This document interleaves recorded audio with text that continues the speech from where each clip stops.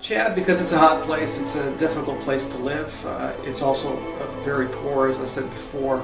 It was the fifth poorest country in the world, landlocked, not a lot of access to a lot of things. The people themselves live in huts. A lot of sand, some mountains, really dry most of the year. Okay, my wife and I decided to go to Chad, Africa, quite some time ago. We ended up staying in Chad for approximately 10 years period of time. We were involved in Bible translation and language development. So we went to a language that was as of yet unwritten. Bible translation, the work of Bible translation actually was preceded by many other things that needed to be done. You cannot do Bible translation without learning a language. You cannot do Bible translation without analyzing a language. You cannot do Bible translation without teaching people how to read their own language. So there's a variety of things that go into that. And we analyzed that language.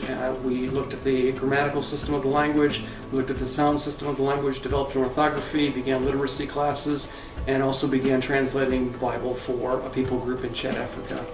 We work among the Dajo people. They are, again, an impoverished people of about 60,000 for the most part, mostly Muslim, and they live in mud huts with thatched roofs, and they live in what they would call sort of compounds or concessions.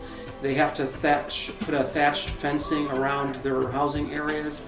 They bring in their animals into those areas, their goats particularly, because you have hyenas and some other dangerous animals that are out in the evenings.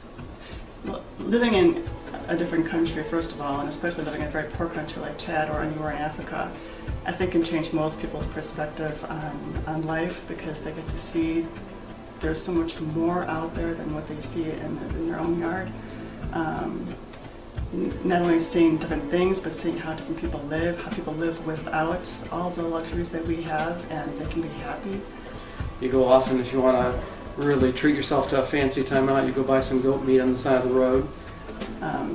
Seeing how we can help other people who are really struggling, it just brings a whole lot more meaning to one's life when they see all the opportunities that are out there to serve other people.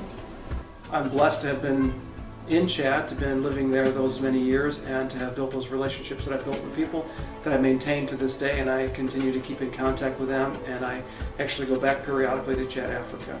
So it was a blessing that God gave to us as a family to be able to live there in Chad, Africa.